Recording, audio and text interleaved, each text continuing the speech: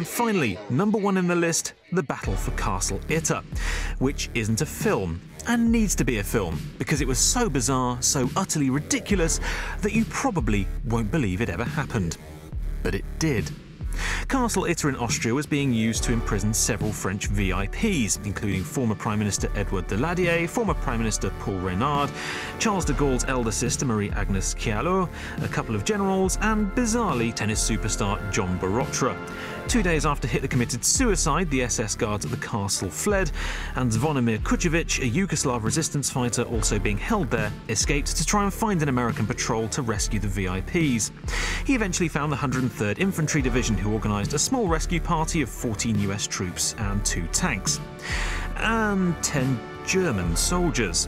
The Germans were commanded by Major Joseph Gangl and had been planning to surrender, but were instead roped into joining the rescue effort. The group made their way to the castle, leaving 1 tank behind to guard a nearby bridge, and began freeing the prisoners. Then, the SS turned up again, in force. The rescuers and prisoners found themselves trapped in a medieval castle and surrounded by rabid Nazi stormtroopers, a handful of American GIs, 10 mutinous Germans, and a group of bickering French VIPs, including retired prime ministers, generals, and a tennis superstar, and their wives and children, were left commanded by 1 tired junior American officer, Lieutenant John C. Lee. They picked up what guns they could find, and 5 days after Hitler's death, they fought back.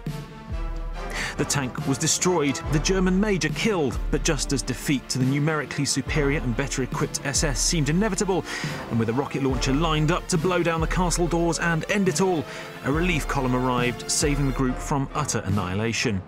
It was the only time in the war when Germans and Americans fought side by side.